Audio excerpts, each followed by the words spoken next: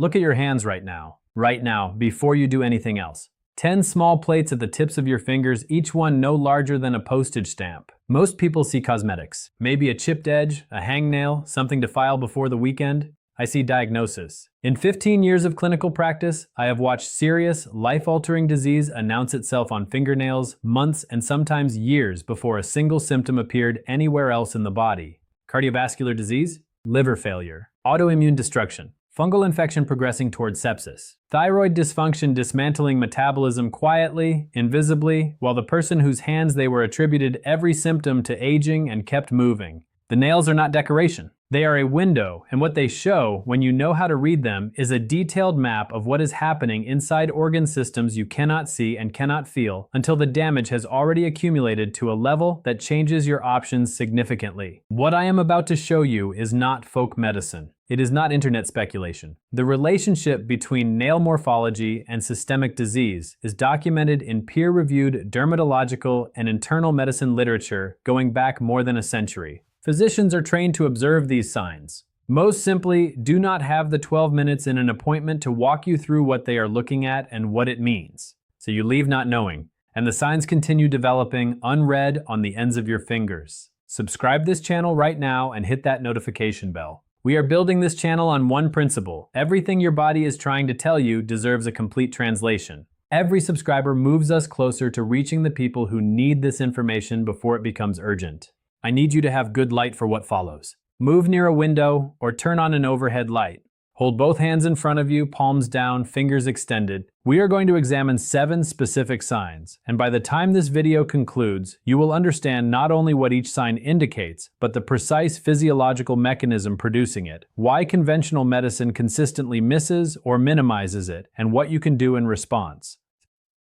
Before we examine the 7 signs individually, I want to explain the biology of the nail itself, because understanding what nails are made of and how they grow makes every sign we discuss mechanically comprehensible rather than merely associative. The nail plate, the hard surface you can see and touch, is composed almost entirely of keratin, a fibrous structural protein also found in hair and the outer layer of skin. The nail plate grows from the nail matrix, a crescent of specialized tissue hidden beneath the skin at the base of the nail, which you may recognize as the pale half-moon shape visible at the base of your thumbnails. The matrix receives its raw materials exclusively from the bloodstream.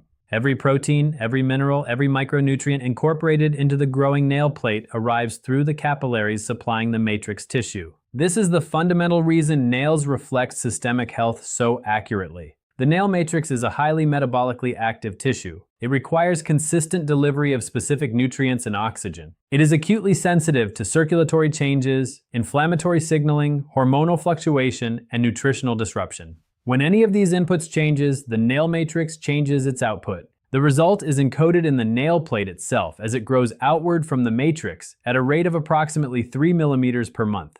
Because nails grow slowly and continuously, changes visible on the nail plate today reflect conditions that affected the matrix at a specific point in the past. A disruption visible at the center of the nail plate occurred approximately 4 to 5 months ago. A disruption near the tip occurred 6 to 8 months ago. The nail is, in a very real sense, a biological timeline. A physician who understands nail morphology is reading not just your current health status, but your recent history, encoded in keratin, growing quietly at the ends of your fingers. After 50, this diagnostic window becomes more valuable and simultaneously more complex. Nail growth slows with age. The matrix receives less circulatory perfusion as peripheral vascular tone changes. Nutritional absorption decreases across multiple pathways. The baseline appearance of nails changes in ways that can obscure pathological signs or mimic them. This is why the 7 signs I am describing today require understanding of the underlying mechanism, not simply visual pattern recognition. Knowing what a sign looks like is insufficient. Knowing why it appears is what allows you to distinguish a clinically meaningful signal from a normal aging variant. Here is where conventional medicine fails this diagnostic opportunity consistently and in ways that have real consequences for patients. Nail changes are rarely the subject of dedicated clinical evaluation unless a patient specifically raises the concern or a dermatologist happens to notice something in passing. Primary care appointments are structured around chief complaints, and fingernails are almost never the chief complaint. They are background overlooked, normalized. The patient does not mention them because nobody has ever told them to pay attention. The physician does not examine them because time does not permit comprehensive physical examination in routine appointments. The consequence is diagnostic delay. Research published in dermatological literature has documented cases of systemic disease, particularly cardiovascular conditions and early malignancy, where nail signs were present and observable for 6 months to 2 years before diagnosis was made through other means. In some of those cases, earlier recognition of the nail sign would have triggered investigation during a window when treatment options were substantially broader. I am not telling you this to frighten you. I'm telling you because knowledge of these signs costs you nothing, requires no equipment, no prescription, no appointment. It requires only attention. And attention, directed correctly, is one of the most powerful diagnostic tools available to you. The first sign is clubbing, and it is the one I want you to examine most carefully right now. Hold one hand up and look at the side profile of any finger, specifically at the angle where the nail plate meets the skin at the base of the nail. In a healthy nail, this angle, called the Lovibond angle, is approximately 160 degrees or less. The nail surface is relatively flat and the skin slopes gently away from the nail base. In clubbing, this angle increases beyond 180 degrees. The fingertip becomes bulbous. The nail curves downward over the rounded fingertip, like the back of a spoon turned upside down, and the base of the nail feels spongy or floating when you press it gently rather than firm against the underlying bone. A simple test called Shamroth's window test reveals early clubbing before it becomes visually obvious. Place the dorsal surfaces of the same finger from each hand together, nail to nail, base to base. In a normal finger, a small diamond-shaped gap appears at the nail bases. In clubbing, this gap disappears entirely because the thickened nail bases fill the space completely. If you cannot see daylight through the base when you put your nails together, that is a positive Shamroth sign, and it warrants clinical evaluation. The mechanism behind clubbing involves chronic tissue hypoxia, meaning the fingertip tissues are receiving inadequate oxygenation over a sustained period. This triggers local production of platelet-derived growth factor and vascular endothelial growth factor, signaling molecules that stimulate proliferation of the soft tissue beneath the nail matrix. The fingertip literally grows additional tissue in response to the oxygen deficit. The conditions most commonly responsible include chronic pulmonary disease such as lung fibrosis or bronchiectasis, congenital or acquired cardiovascular disease with right-to-left cardiac shunting, inflammatory bowel disease, particularly Crohn's disease, and in some cases pulmonary malignancy. Clubbing does not develop overnight. It develops over months to years of chronic systemic disruption. If you examine your fingers today and recognize this pattern, particularly if you have not examined them closely before, please do not self-diagnose and please do not dismiss it. Have it evaluated. The evaluation is simple and the information it provides is significant. The second sign is a pattern called Bowes lines, and these are horizontal grooves or ridges running across the width of the nail plate, parallel to the base of the nail. Look carefully across the surface of your thumbnail in good light. Tilt it slightly to catch the light at an angle. If you see one or more distinct grooves running horizontally across the width of the nail, those are Bowes lines. The mechanism is specific. Bowes lines form when the nail matrix temporarily stops or dramatically slows its production of the nail plate. Because the matrix continues to exist and then resumes production, the result is a physical groove in the nail, corresponding to the period of interrupted growth. The groove grows outward with the nail, recording the disruption permanently until it reaches the nail tip and is trimmed away. What causes the matrix to halt production? Severe systemic illness. The matrix is metabolically demanding tissue.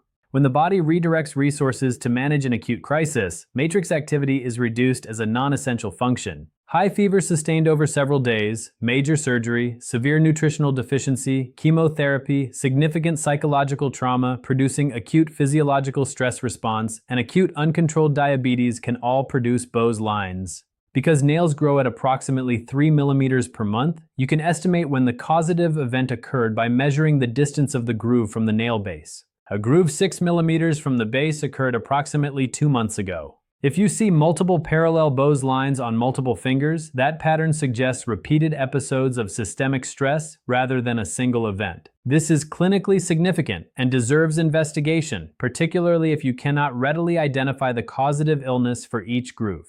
The third sign is koilonychia, commonly called spoon nails, and it is one of the most frequently missed signs of a correctable and important nutritional deficiency. Examine the surface of your thumbnail and index fingernail. In a healthy nail, the surface curves gently downward from side to side and from base to tip, a gentle convex curve like the outside of a sphere. In koilonychia, this curve reverses. The nail becomes flat and then progressively concave, curving upward at the edges. In established koilonychia, you can place a drop of water on the nail surface, and it will sit there rather than running off, contained by the upturned edges. The primary mechanism involves iron deficiency, specifically the effect of iron depletion on the keratinocytes of the nail matrix. Iron is required for the enzymatic processes that produce and cross-link the keratin chains in the nail plate. When iron is insufficient, the structural integrity of the nail plate is compromised. The nail softens, loses its natural curvature, and under the mechanical forces of daily use, deforms outward at the edges. Iron deficiency anemia is the most common nutritional deficiency globally, and it is dramatically underdiagnosed in adults over 50 because its symptoms, fatigue, reduced exercise tolerance, mild breathlessness, difficulty concentrating, are universally attributed to normal aging. A person experiencing all four of those symptoms and exhibiting koilonychia may have been iron deficient for years without the connection being made.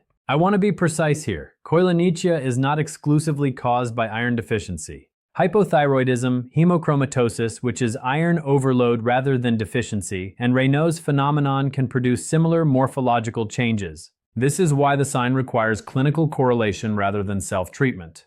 Do not begin iron supplementation on the basis of nail appearance alone without confirming deficiency through blood testing. Iron overload is a serious condition, and iron supplementation in a person who is not deficient causes harm rather than benefit. The fourth sign is leukonychia, white discoloration of the nail plate, and this is the sign I must address most carefully because it is surrounded by a remarkable amount of misinformation that I encounter repeatedly in clinical practice. There are two entirely different phenomena, both called white nails. The first is true leukonychia, which involves actual white coloration within the nail plate itself. The second is apparent leukonychia, which involves pallor of the nail bed, the pink tissue visible through the transparent nail plate, while the nail plate itself remains clear and transparent. True leukonychia presents as distinct white spots or bands within the nail plate that do not change position relative to the nail as it grows. These spots grow out with the nail toward the tip.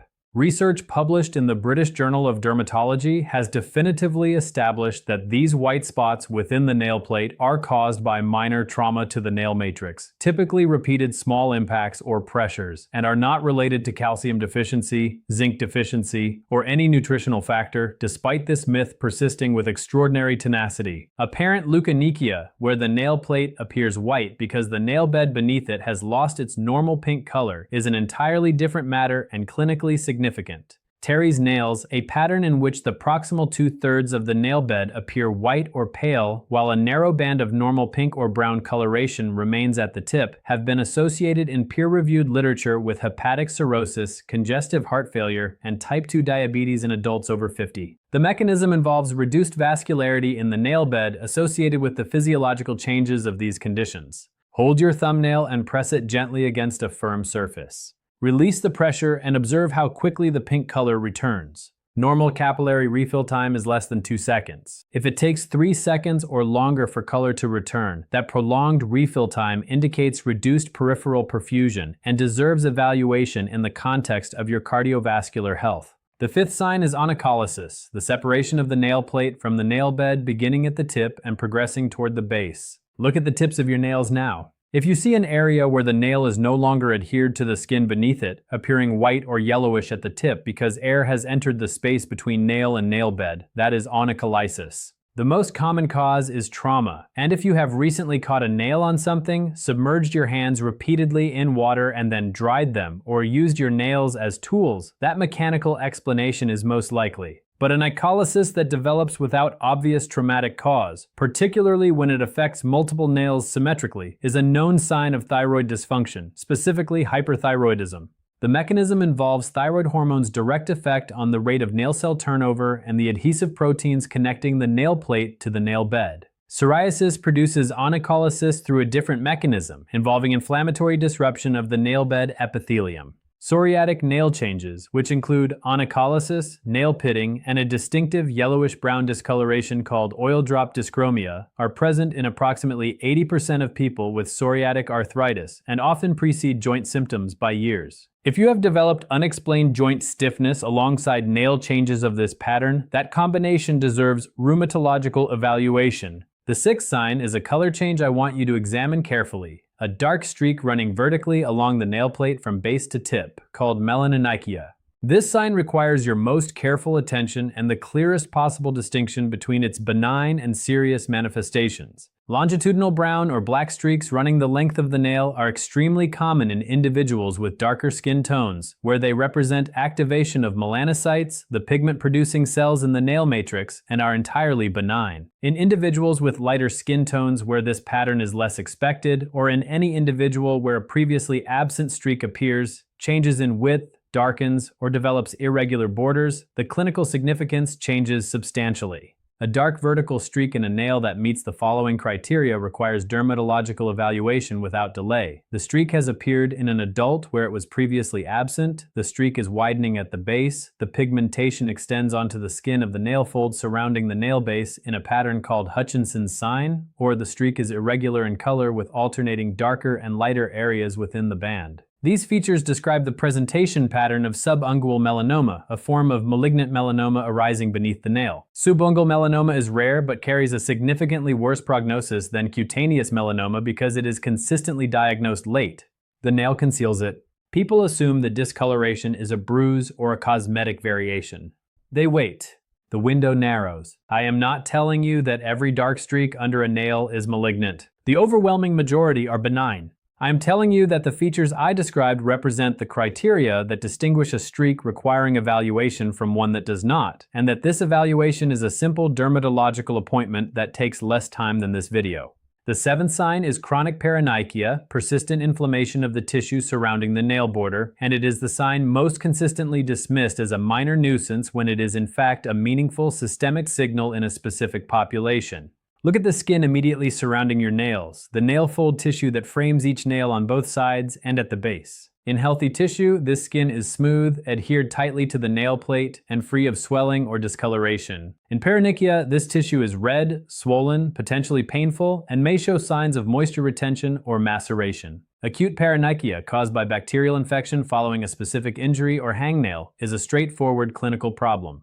Chronic paronychia, meaning persistent or recurrently developing inflammation of the nail folds over weeks and months without a specific causative injury, tells a different story. In adults over 50, chronic paronychia that does not resolve with standard topical treatment is a recognized cutaneous marker of poorly controlled diabetes mellitus. Elevated blood glucose impairs the immune response in peripheral tissues, disrupts the skin barrier function, and creates a microenvironment favorable to chronic candida colonization of the nail folds. The connection between chronic periungual inflammation and glycemic control is documented and consistent. Additionally, chronic paronychia affecting multiple fingers simultaneously, particularly in individuals whose hands are frequently exposed to water or whose occupation involves repeated wet work, may indicate contact dermatitis with underlying immune dysregulation. This presentation warrants allergy evaluation and, in some cases, investigation for autoimmune conditions. I want to tell you about a patient I will call Elena. She was 58 years old when she came to me for what she described as a routine checkup. During the examination, I noticed that her thumbnails showed a subtle flattening of the normal convex curve, early but recognizable koilonychia.